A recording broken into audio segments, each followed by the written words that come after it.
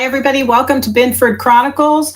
We are getting ready to get on X, and this is the live feed that I'm posting for you. We're just waiting for Brenda Bradley to hop on, and it always takes our guests a few minutes to get on. So if you'll just stand by, and she'll be on shortly. I'm going to post her picture right up here so that you can remember how to get on X today. This is Brenda Bradley. We're very happy to have her on today, and we're just waiting for her to hook up and get on with us. All right. I want to welcome everybody to Binford Chronicles with co-host Mike from 2ThePoint podcast. Say hi, Mike. And hi, everybody. Yeah. Our special guest today is Brenda Bradley, candidate for Indian River County tax collector. Now, Binford Chronicles is where you get access to the candidate. You can join in to ask a question or just sit back and listen, but please be deliberate and professional with your questions. So, Brenda, I am so happy to have you on as a guest today. You're a longtime resident here in Indian River County, and you graduated from the high school. Tell us a little more about yourself and why you're running for Indian River County tax collector. Well, thank you, first of all, Joanne, for having me. Can you hear me? I just want to check that first before I start any further. Yeah, you sound great, Brenda. Are you hearing me fine? Yep, I am. Thank you so much. I'm originally from Kentucky, and my family moved down here when I was 10, and that was in 1974. And I am a graduate of the Vero Beach High School, the only 4A state champions. We still hold that title. No one else has been able to take that from us, and very proud of that. But I'm a local gal, lifelong pretty much, and I have been involved in this community since I was legal to work, so to speak, at age 18. And I went into banking. I spent 22 years in the banking industry. I was internal audit and operations and internal controls. And I went as far up as running the regional district of Huntington Bank from Southeastern District as the operations officer. And then I came back home to local. And when the re-engineering came through back in the early 90s, and into 2000, I decided that I wanted to leave banking because it was about selling bank accounts to customers, and I was always the operations person. And I was offered a wonderful opportunity by Charlie Simler, who was the tax collector in 2002 at our Indian River County Tax Collector's office, and he asked me to consider the position of bankruptcy and collection supervisor. And I interviewed for the job, got the job, and never looked back. I spent 14 years at the tax collector's office from that position that I started with all the way up to the chief of staff for the last 5 years of those 14 years. And I left in 2016. And from there, I went to Hope Imaging at Indian River MRI. A friend of mine was the director at the time, and we had served on a board together.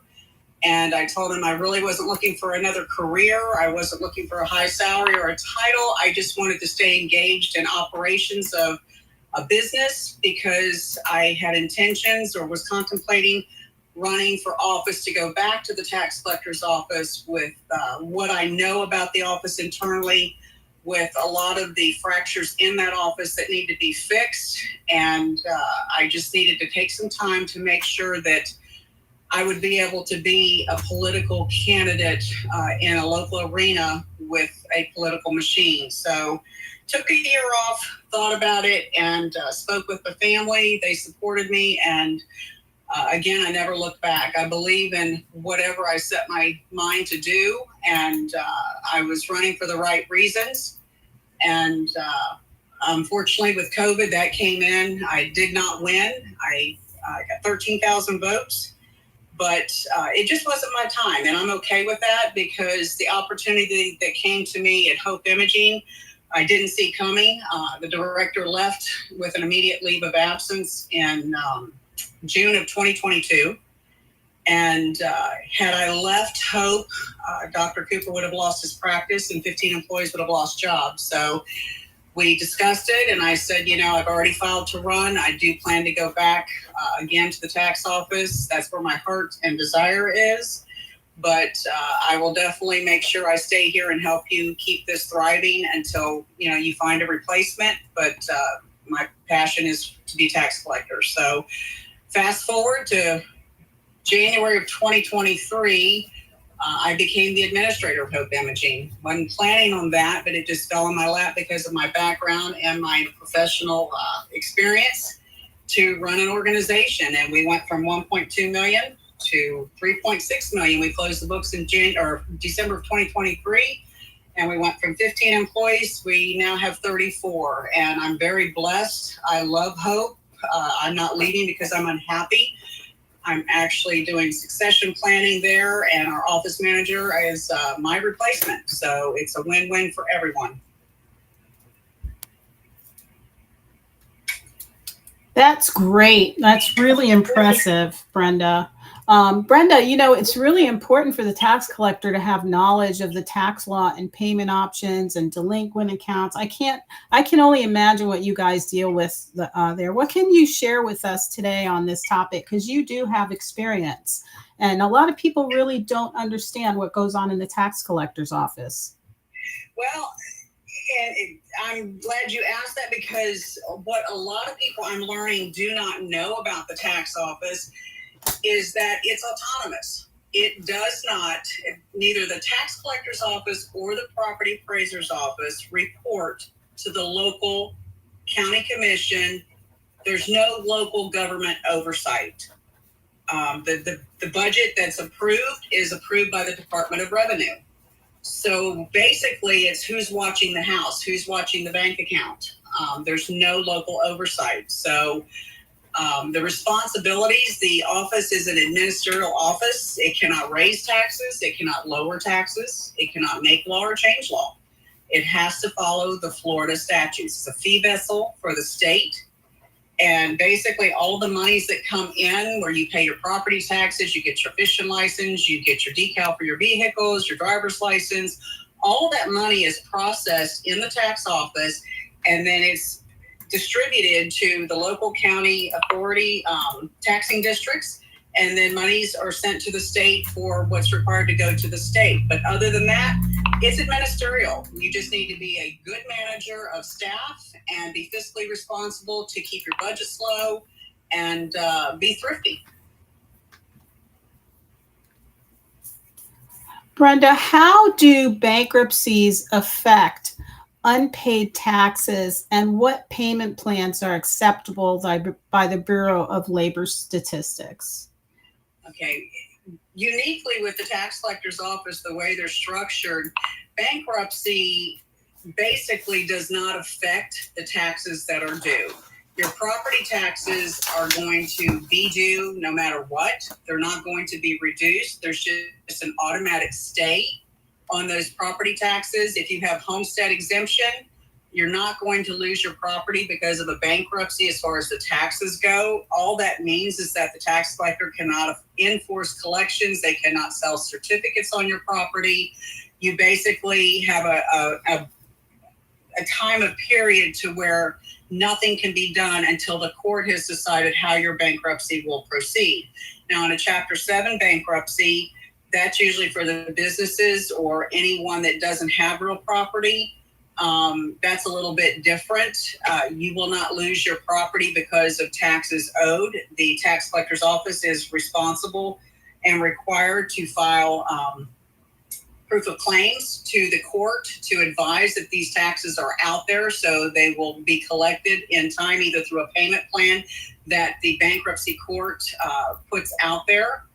The only time there's an issue when you have property that is not protected by homestead, or assets that are not protected, to where we as the tax collector, or I should say the tax collector's office, advises the court that according to our search in Indian River County, these are the actual parcels or properties, either tangible or real estate, that are owned by the debtor, and these are the taxes that are due. So all that is like disclosure. So once it goes to the bankruptcy court, it's noted that the taxes are due. And I will tell you, the tax collector always gets paid first. Oh.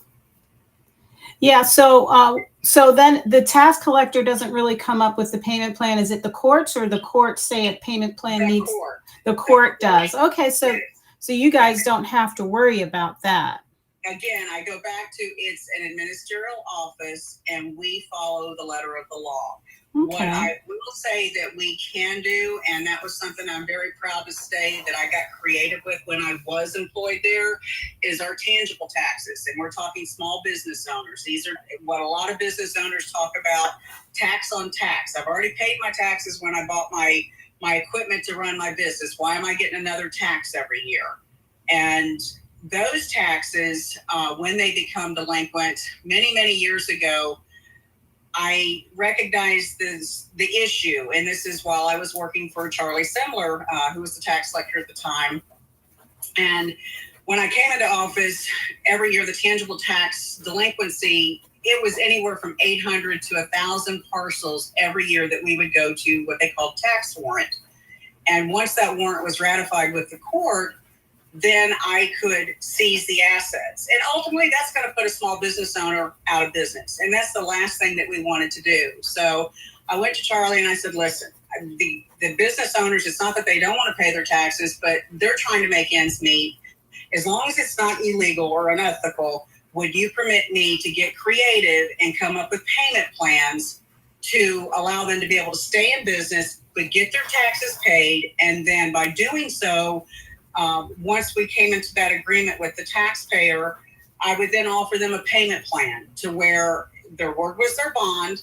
We did have an agreement, but they would tell me what they could pay, and I would try to get their tax bill broken down to maybe 6-month payments to where they could pay those 6-month payments and then be paid in full. But in order for them to go on that payment plan with us, they had to sign up for quarterly taxes. So that way the next tax year, they get that quarterly tax bill and they pay every 3 months, and they do not get in that situation that we had to deal with. And I am telling you, we went from 800 to 900 tax tangible warrants. I was the only one, I think, for 4 years solid. I'm going back some time here, but I was the lowest county in the state of Florida. In 67 counties, the lowest I went to tax warrant with was 9 warrants. And that was because I cared about the working people, the local business owners, and we got creative. It wasn't unethical, it wasn't illegal, but it was the right thing to do by the taxpayer. Brenda, as a tax collector, when you're working out these payment plans, are you allowed to add interest to those payment plans, or is it just strictly a payment plan? No, it's a payment plan because the tax system, once they go delinquent, the interest already accrues. We have no control over that. We are strictly a fee vessel for the state and a ministerial office. We collect the taxes. So whatever is out there and due by what's calculated on the interest, that is what we collect. We don't reduce the interest rate by you going on a tax plan or by them being seized. It is what the Florida statute requires. Thank you, Brenda. I'm actually liking this forum because I'm a paper person. So I love when you talk about paper and stuff like that. What I wanted to ask you also is, I can imagine how difficult some of the public can be when they owe money to the tax collector's office. How do you handle irate people, and what does your conflict resolution look like? I have always managed and I tell staff currently today at Hope, you do not know what that individual is dealing with before they walk through that door. Do not internalize their anger. Do not feel like it's being against you personally. Yes, they're upset. They're nasty. They can be, but breathe deep, let them get it out, and then come up with a solution. And I've always had the motto, if it's not unethical, if it's not illegal, we will figure it out. Yeah, that's great, because I'm pretty sure that you can handle quite a few people that are under a lot of stress. And are you able to analyze the situation and use deductive reasoning, like you were just saying, to determine if the client qualifies for deductions and credits, as well as how to categorize different types of income and losses? Well, what we do when I would look at an account and realize, they're a taxpayer with a real estate delinquent tax property, and I said, did you file for homestead exemption? Well, what is that?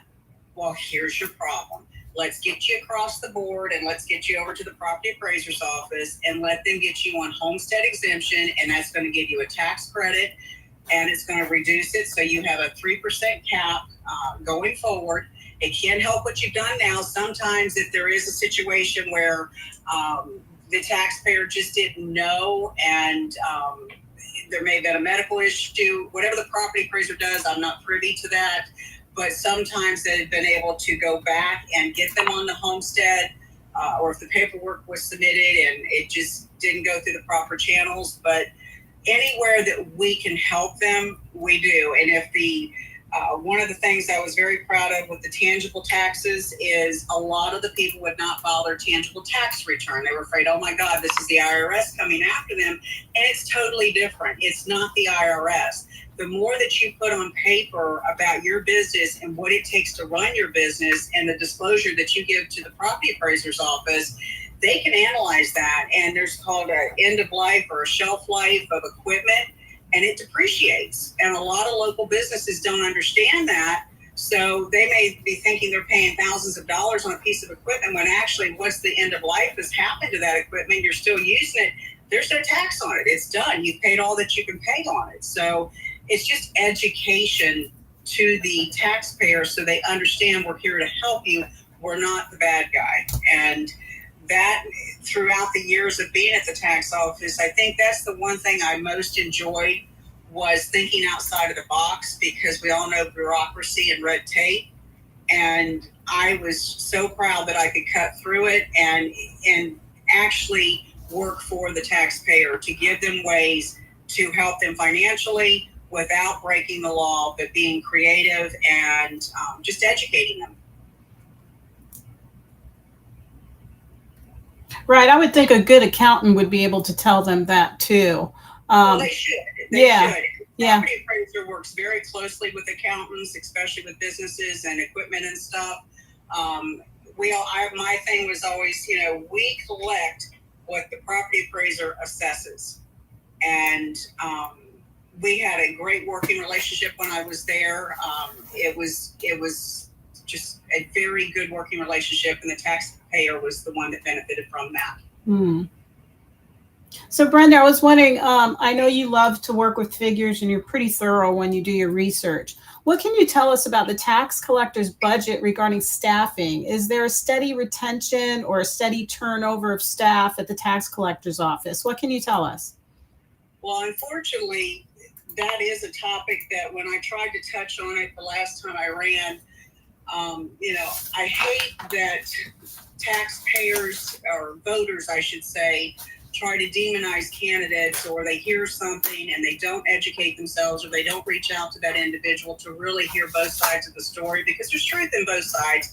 And in the middle of that, they should be able to decipher what they've heard from both sides and come to the truth of it. But I can tell you, there is an issue internally in the tax collector's office. There has been ever since I left. And the first year, because I was the chief of staff, I'm sure that it was said, well, it's because Brenda was here, all the turnover was going on, and, there was a lot of upset people. But remember, I'm the one that delivered the messages from the top. And a good manager never says, well, my boss wants me to tell you this or tell you that. A good manager will own the message, good, bad, or indifferent. But I can tell you, in 2002, when I started, from 2009, when the incumbent was appointed to office, no one left the tax collector's office. And people retired from the tax collector's office. It's a government job, no nights, no weekends, paid vacation, pension. Why would you leave a government job? Fast forward from 2009, I left November 11th, 2016. And when the incumbent came in 2009, actually she lost the election in 2008. If anyone is local and remembers this, Stan Mayfield ran against the opponent. and won that election in 2008 and was the incoming tax collector, but unfortunately he died before the general election. What a lot of people don't realize is the Florida statute says the governor shall appoint a replacement should an elected official die in office, be removed of office, or step down from office. That did not happen. A special election was held by the local REC, and the incumbent was appointed into that position. And that was January of 2009. She took office with a staff of 46. Fast forward from 2009 to November 11th of 2016, I was employee number 61 that had left that office under that leadership. Now remember, there was a staffing of 46 when she started, and I was number 61 that had left from 2009 to 2016. That's a complete turnover. Doesn't sound so bad. We'll keep going. 2020, when I ran, one of my biggest reasons of running was because of the employee turnover. That number went from 61 in 2016 to August of 2020, that number was at 105. And the staff was at 60. So you're nearing almost a double turnover. Fast forward to 2024, from what I'm understanding, because I've not done public records because it was very difficult trying to get public records the last time I ran. I'm not wasting my time or money on that. I know it needs to be done, but I will tell you that number is pushing close to probably 150 now. Another one-year employee just left 2 weeks ago, and the problem is it's a revolving door. It takes about $8,000 for an employee to be trained. When you look at the benefits, you look at the seasoned employee, if there is one, that has to train this employee. So you're losing revenue because she's not able to wait on customers. But about $8,000 an employee at, say, 150, that's $1.2 million in lost employee turnover. That's your taxpayer money. That's alarming. And when I tried to put this message out last time, people said, oh, I'm a disgruntled employee, I'm unhappy, it's an ugly campaign. No, I am holding an elected official accountable. It's not an ugly campaign. My facts are out there. They're on my website. I did my research. I did my public records request. I'm not bitter. I love working at Hope. If I do not win this election, my life goes on. And I can tell you the owner of Hope and the staff at Hope are hoping selfishly that I don't win, because we have a great team that we've built, and that's what needs to happen at the tax office. And I hope if the incumbent's listening, she heeds this warning. She's got to start valuing the staff. The institutional knowledge of these employees in that office is on average less than 2 years. And you have 60 employees. That's very scary, because your confidential information is being handled by these new employees that aren't staying. And it's not that they're bad employees. They give good customer service. They smile. They do what they're supposed to do. It's not that. It's a revolving door. And it's got to stop. It's a major bleed out. There was a discrimination lawsuit settled back in 2019, an employee that left and filed suit against the tax collector. They settled. She settled for an undisclosed amount of money. Not only did your taxpayer dollar pay for the settlement, you paid for the attorney fees. And no one talks about this stuff. Again, I'm not bitter. It's the facts. And when does this change? We've got to settle down. There's a lot of knowledge that has to be had to these staff members on the front line, and they don't have the time to learn it. And it's sad that a lot of good, intelligent individuals that have left that office with the institutional knowledge, and I always would tell staff when they came on board, when we would interview them, after 3 months, you are valuable. Because that 3 months of knowledge, you can't go to a high school or college or any other outside source to learn this information. It is strictly on-the-job training unless you come from another county tax collector's office and you get hired at the local one. Other than that, you know nothing when you come through that door. What you're hired on is your customer service skills, your smile on your face, and your professionalism. And the turnaround, it's atrocious. And the fact that we're managing through surveillance cameras And any employee will tell you that if they are doing something they shouldn't be doing, if they're talking to another coworker, the phone will ring because the back office is on the cameras wanting to know, why are you doing what you're doing? And that is micromanagement at its worst. It's a very toxic work environment, and I still get text messages and phone calls from staff that are there. Just, they give me an update, and I don't want to get involved with it. Again, I'm not a bitter ex-employee. I want to go back. I want to straighten out internally what needs to be fixed. There's been some good things that have happened in that office, but unfortunately, the bigger picture is the employee turnover that cannot continue because it's costing millions to the taxpayer.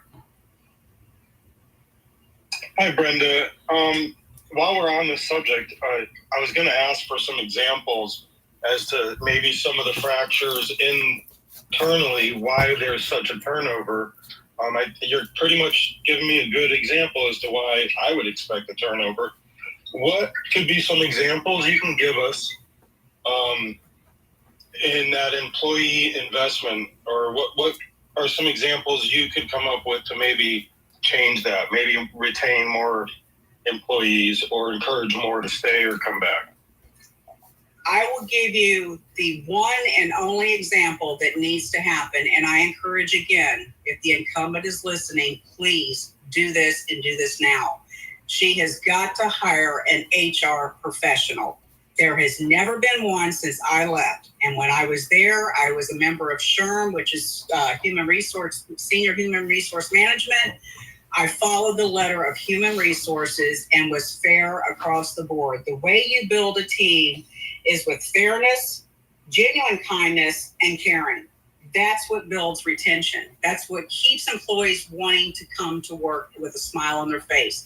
There has not been an HR professional hired in that office. And now remember, I go back to the beginning of my conversation. They do not report to the local county. They report to the state. So they could. I'm sorry I don't mean to interrupt. So what would the relationship with the sheriff's department be? And why do we see a constant presence from that other department? From the sheriff's office? Yeah, I know a lot of people have asked why when they go to the tax office, there's a deputy acting as a receptionist. Is there a different type of relationship? I mean, I know we all cooperate, but is there something else there, or is that part of like a protection detail? I can tell you that is an unnecessary, and no disrespect for the deputies that are earning their time, because they're paid very dearly. I think, well, back in 2020, I think they were paid $35 an hour to stand at the front door, and I think there was one at every location. But I can tell you, we don't need that. This is still Indian River County. If we have anyone that gets unruly or out of hand, we have our panic buttons, or did have panic buttons. There's ways to get the law enforcement quickly to the office. I think when you put a law enforcement officer at the front of a county building, it's intimidating. And yeah, will it keep the peace? Yeah, it'll keep the peace, but is it necessary? It's one of those things that as needed, but I can tell you, for what your taxpayer money is spending, for that law enforcement officer to be at that front door being a glorified receptionist, and I've heard this from many of the community, it is totally wasteful spending, because they will grill the customer. What are you here for? Do you have an appointment? Do you have your ID? And they'll even tell them what the receptionist should be telling them. So you're paying a $35 an hour deputy to do what probably the $15 an hour receptionist should be doing. And it's totally unnecessary. That will be one of the things that I will revisit once elected. There may be a reason for it, but I can tell you, having worked there, it's all on the interaction and the perception of the taxpayer when they walk through the door. If they feel valued, if they feel that you care about what they're there for, if you are treating them professionally and with kindness, and once they start to raise their voice, you stop them, You get a supervisor involved and take them away from the situation into a private room. There's so many better ways to handle it rather than letting someone just rule out or play out in public most of the time for attention, or they're truly mad. They don't like that they just found out they have a $500 fine they have to pay on top of the $250 fine. Whatever it is, there are upset customers wherever you go. I see it at Hope Imaging. They're not happy about their wait time or something like that. But it's all in the way you approach the situation.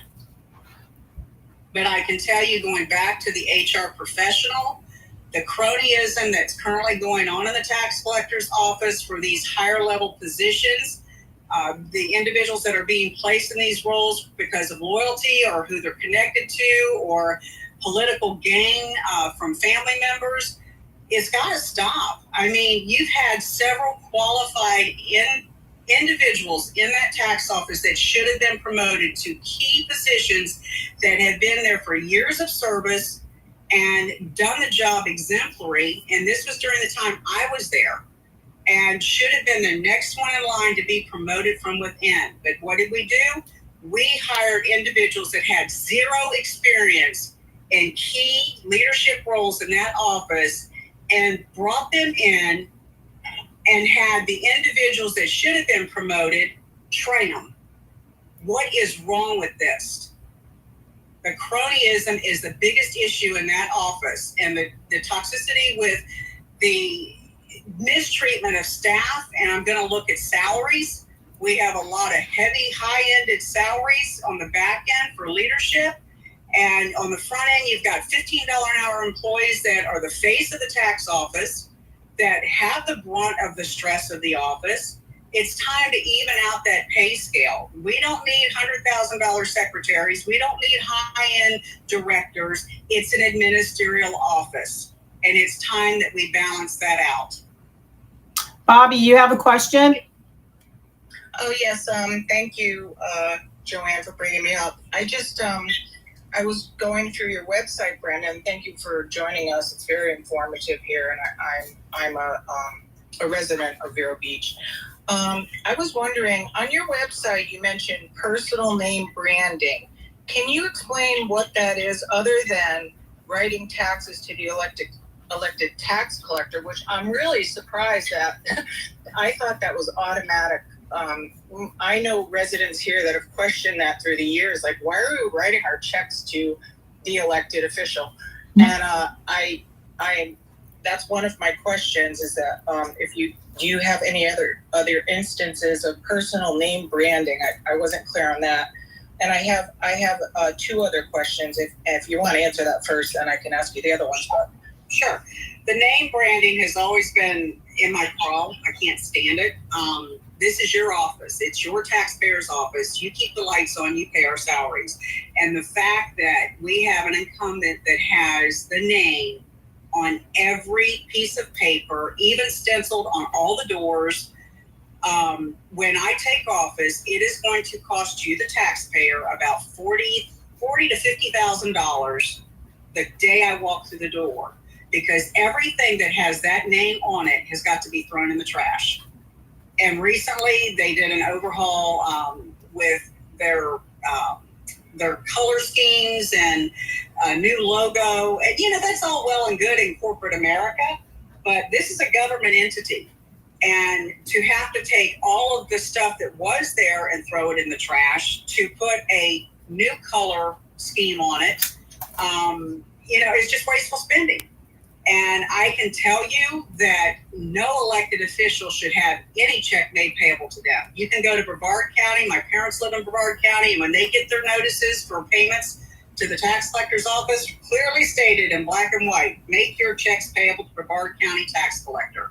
And I can tell you, when I take office, everything will be thrown in the trash. It will be reprinted with Indian River County tax collector's office.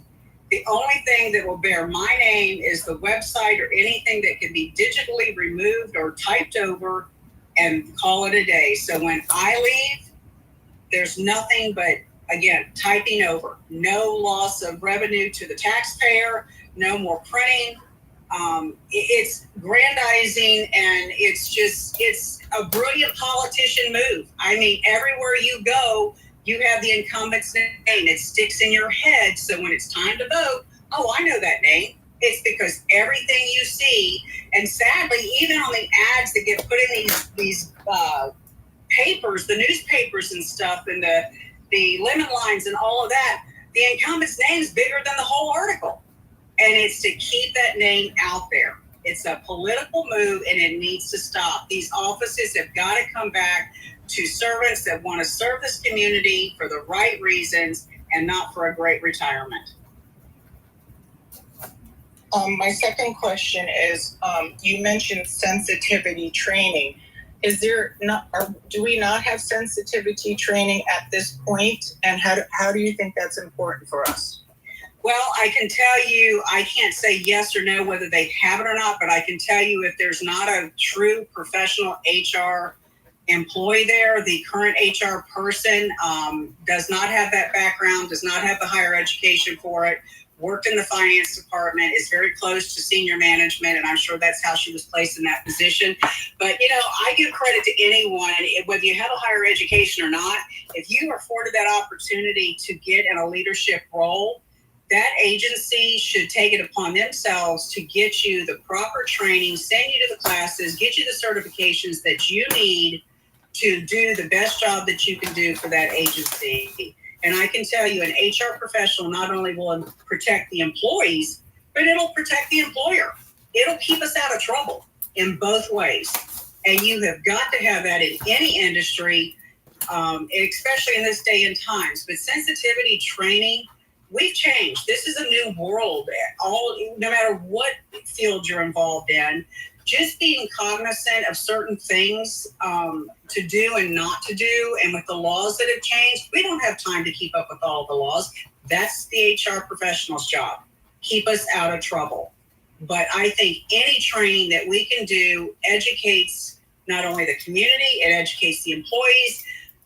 It's just transparency, it's communication. And when you have communication with a team, it is an awesome team that gets built.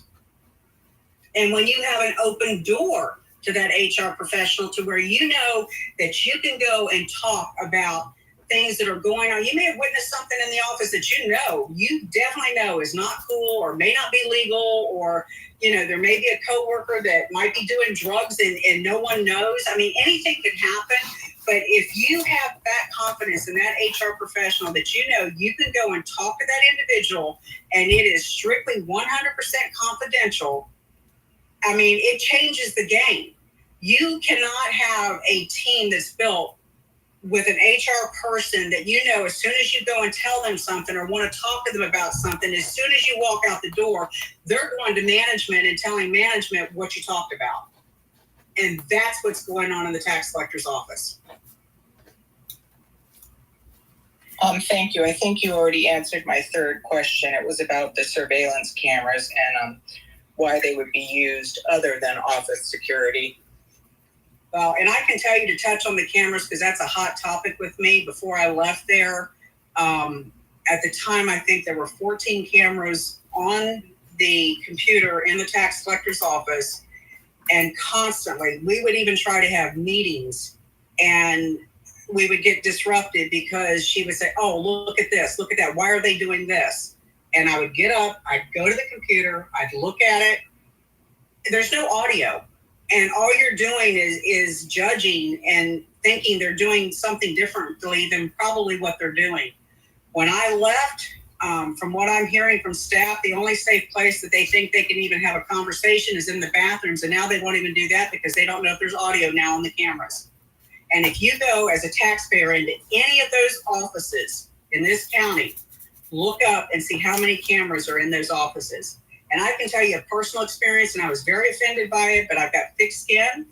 I am a taxpayer, and I had to go into the Sebastian office for an appointment. I had to get some business done, and I made my appointment. I went in on time. The deputy, grilled me, of course, at the front door and allowed me in. And as soon as I walked through the door, I was not allowed to be treated like a normal taxpayer to go through the line and go up to any one of the clerks. I was told to wait at the front door. The supervisor of the Sebastian office came out to me and said, I'll take you over here. And I said, excuse me? I said, I'm just doing normal business. No, that's okay. We're going to take care of you over here. And I was blown away. So I followed her. I went over and I said, does everyone get this preferential treatment? And she just smiled at me and she said, I'm just doing what I'm told. So I literally looked up at the cameras and I smiled and waved. That is disgusting. It's sad that we have an elected official in this county doing this to staff. And whether I win or lose this time, I'm talking about it. I couldn't talk about it before, but I'm talking about it now. Enough is enough. Brenda, I wanted to ask you a question. What is sensitivity training? Is that like DEI, him, her, No, they? No. It's being respectful. Do not judge. Some people may be able or not be able to wear the finest clothes or dress with the newest hairstyles. And yeah, we could go in and delve in deeper. Whatever the law requires us to cover is what we will cover. But people are cruel today. They have no idea what people are living like outside of the work environment.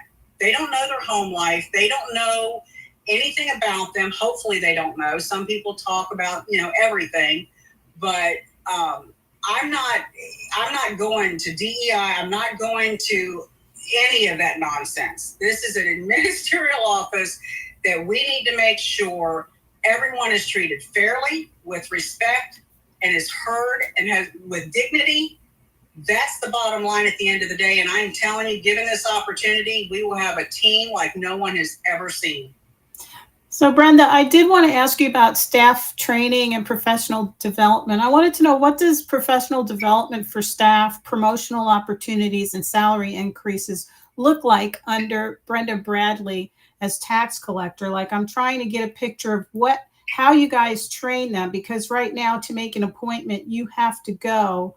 Like before, several years ago, you could walk in and you could do more than two things at the same time. Now you have to make an appointment for each individual thing that you do. You can't walk up to the desk and do more than one thing.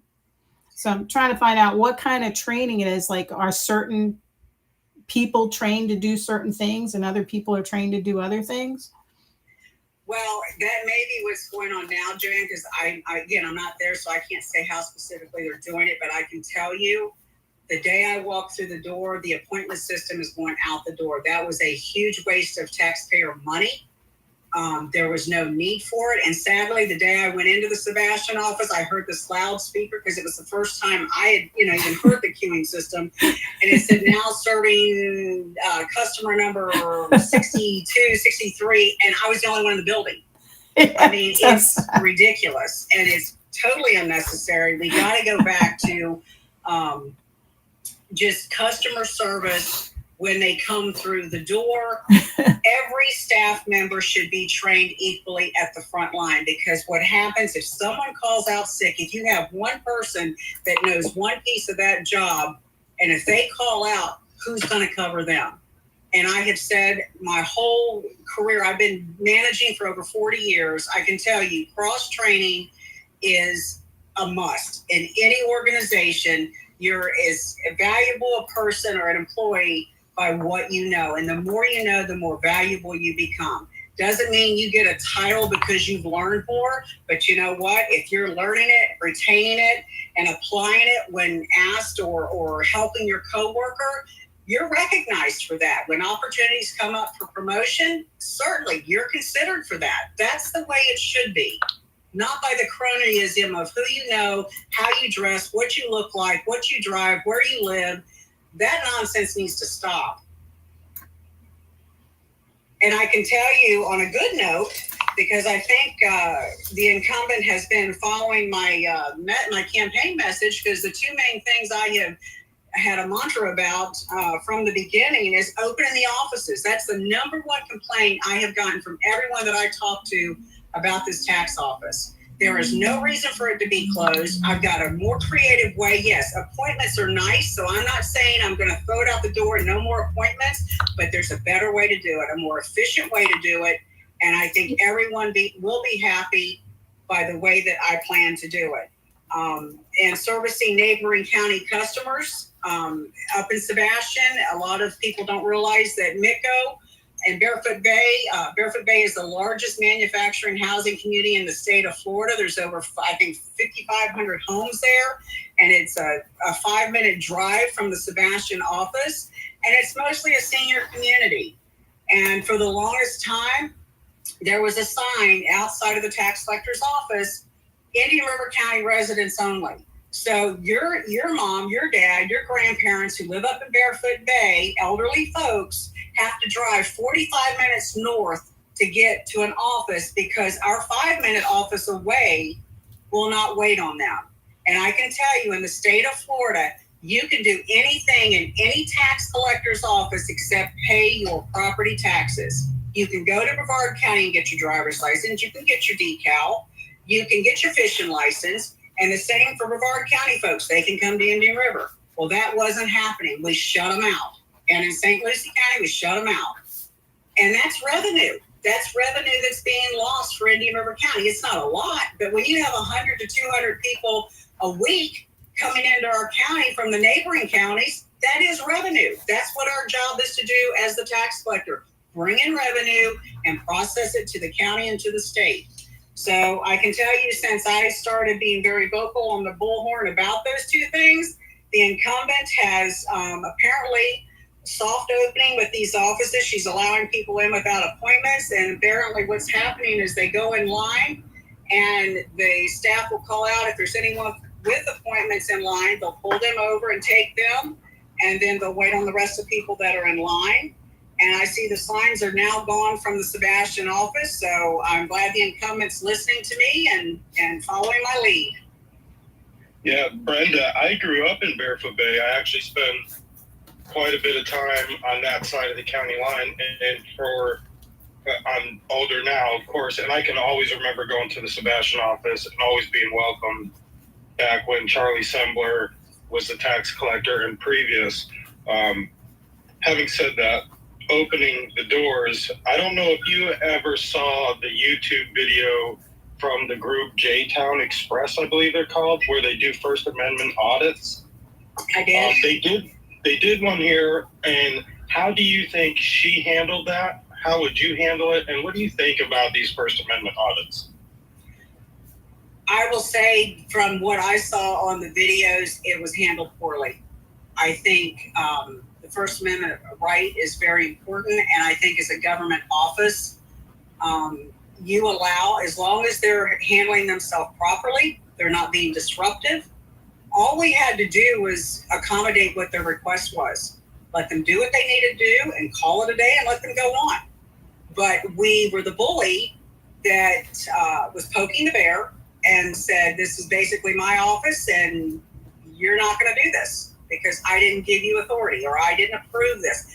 That's not the way it works. Hi, Brenda. It's Barbara again. I just have a question about the back tax list. I was in the banking business also, and we used the back tax list for marketing for loans. And I had a struggle up in Connecticut because they weren't releasing the back tax list, which I'm not sure what you're talking about with transparency, but is the back tax list available for anyone to research at the tax collector's office now? And if it's not, would you be publishing that? I can tell you, I remember back in the day, you're talking about the delinquent real property taxes? Yes. Okay. Back in the day when I was there, we would actually have Janet from the Press Journal would come once a week and we would provide that list to her. I don't know why it was stopped. Don't know, but there's no reason that it should be stopped. Once those taxes go delinquent, it's all public record. Unless it's law enforcement or judges or anything like that, the records are protected. But the delinquent taxes are public record. There's no reason that they should not be able to be viewed or requested with a file. We've always sent to the real estate agencies. Anyone that wanted it, we always sent it to them. So I don't know what's changed with that, but I can tell you that would be something I would certainly revisit. And if it's legal for us to be able to allow that to go out, absolutely, 100%.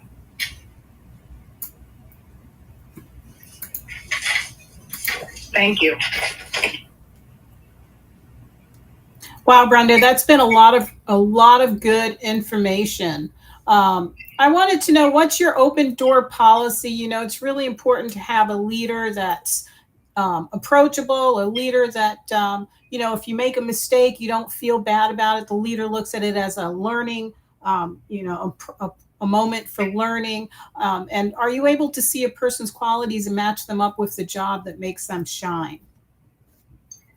Well, that's the one thing, Joanne, that I am very proud of. And I can tell you, just from the team that we've built at Hope Imaging, I have told our office manager, Adriana, who I'm trained to be my succession plan once I leave, you can teach anyone anything, but you need to read them first. You need to understand where they're coming from. And right now, I can tell you at Hope, we don't hire medical people, we hire hospitality people. Because they have the customer service experience, and then we teach them the medical side of it. But not everyone's going to have the higher education. Either they didn't have the opportunity to do it, or the finances, whatever the reason. But I can tell you, it doesn't mean that they're not smarter than some of the most Ivy League people, for that matter.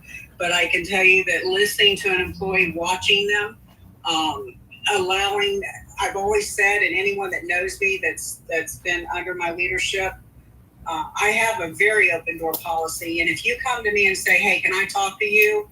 To me, if you know how important and all the stuff that's on my plate, and you come to me and ask me for a moment, it's got to be important to you. So I've always said, yep, come on in, let's sit down, and we talk about it.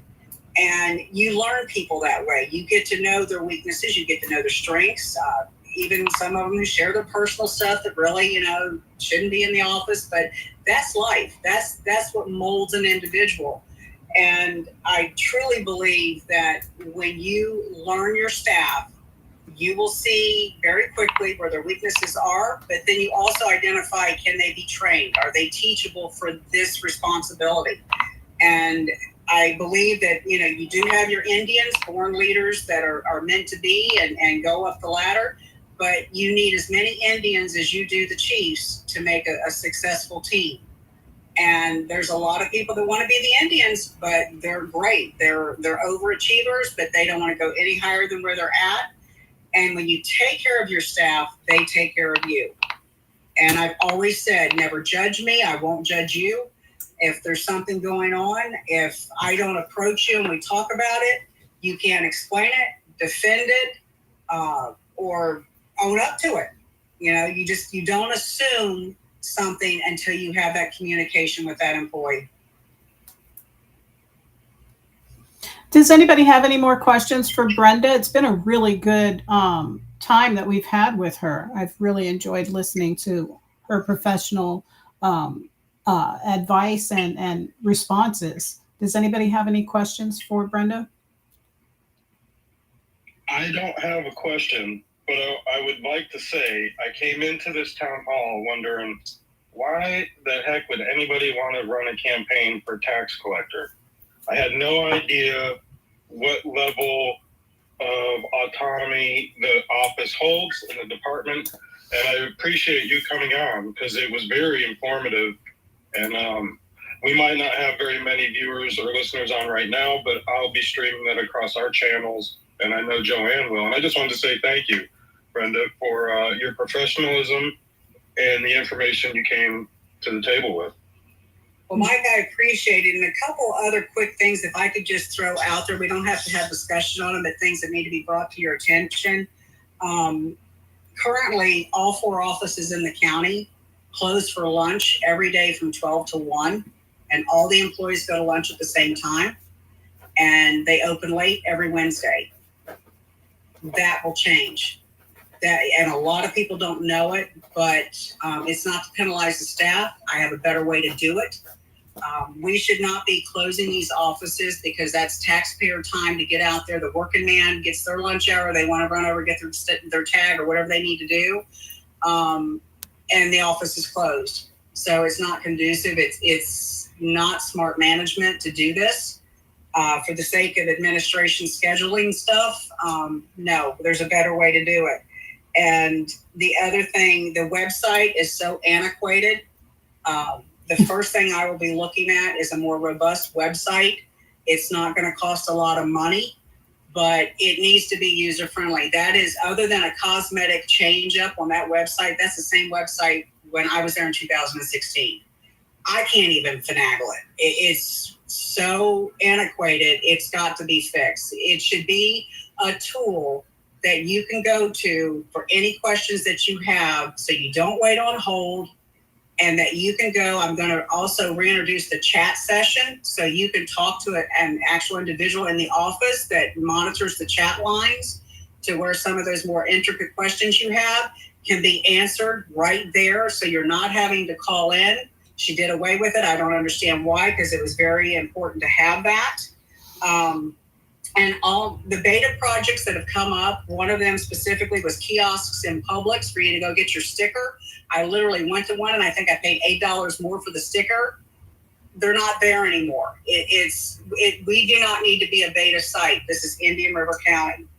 And as far as the the advertising, there is no need to have a $50,000 or $60,000 budget of your taxpayer money to be on a radio ad, to be in newspaper articles or advertisements for getting the name out. It's branding. We're using taxpayer money for this stuff, and it needs to stop. You have a website that will be robust. You have a Facebook page that I promise you will be monitored. It will be a very positive experience and very low to no cost to the taxpayer. And lastly, I looked at the first quarter reporting of the incumbent and the money. And folks, I'm telling you, follow the money. Last time when I ran, I outraised the incumbent locally in donations. I only accepted money from Indian River County residents because you know what's going on in this county. You know why we need a change. And that's the most important thing. Most of her money came from lobbyists, third-party interests, Tallahassee, and I can tell you the pattern is starting again. Of the money that was raised this last quarter, 1/4 of her money raised came from Tallahassee and from the tax software company that she does business with in the tax collector's office. Where are the ethics? Where are the ethics?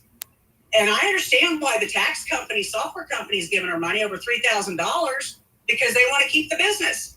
But I, as the tax collector, will never reach out to a vendor that does business with the tax collector's office and ask them for a financial donation to a campaign.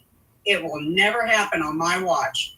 So I will ask if there's any donations anybody would like to support me with. I will never outraise the person. I'm sure that will never happen. Might be a miracle this time, but even a $25 donation, that means you're going to vote for me because it's hard-earned money that you have that will go to a very important campaign to get an entrenched politician out of this office. It's time. And I'm telling you, if I was 80 years old, I would not be running for a county office. I would be enjoying my golden years with family and living out the sunset. It's time for change. Whether you like or dislike the incumbent, I am your answer. I believe in term limits. I believe in 3 terms. That's 12 years. I'll be 72 in 12 years. And trust me, I will have someone trained and ready to go that you will be very happy to vote for. So this good process that we're going to implement once I'm elected will continue on a good path. And we will have long-term employees that will be happy to come to work and enjoy their job and provide great customer service. Well, thank you, Brenda. That was all so informative. And I encourage people to go to your website because the tax collector handles a lot of departments. I can think of 19 off the top of my head that they cover. So there's a lot that goes through the tax collector's office. Brenda, can you let everyone know where they can find your page, contribute to your campaign, or sign up as a volunteer? Absolutely. It's votebrendaBradley.net. And my P.O. box is on my website, but it's P.O. Box 70073, Wabasso, Florida 32970. But it's all out there on my website. And I will tell you folks again, everything I put out there in 2020, I left up. And no one has forced me to take it down, and I haven't been sued. That should tell you a mouthful right there. So it's just time for change. The facts are out. Hold your elected officials accountable, no matter what office they hold. It's about the working people, and we've got to get working people back into these jobs, not career politicians. I'm qualified, and I am looking so forward to serving you at a larger capacity.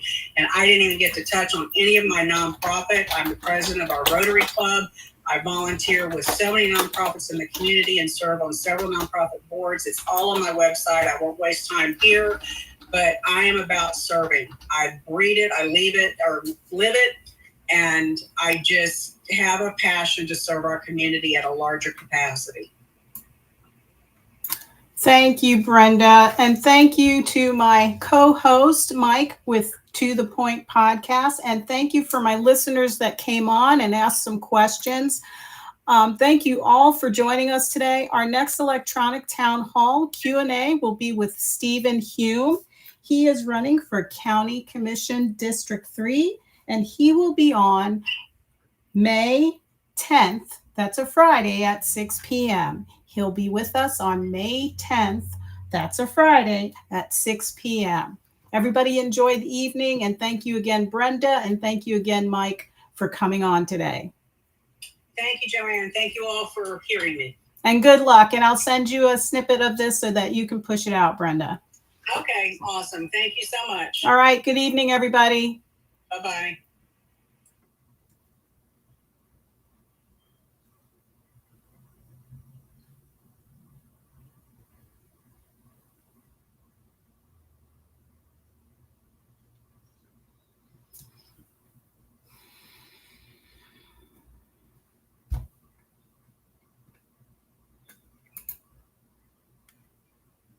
So everybody, that was a great interview. That was, I'm glad that some people came on and asked some questions. So you see how it flows. There's a lot of information to learn about the tax collector's office. You can take a look. They take care of a lot of things. And just keep into consideration everything that Brenda Bradley said. We're going to try to have on Carol Jean Jordan in June, closer to the election. June, July, August, right? It'll be a lot closer. And since she's the incumbent, she doesn't really need to come on any sooner. She's got a lot going on at the tax collector's office. So that's why we'll schedule her further out.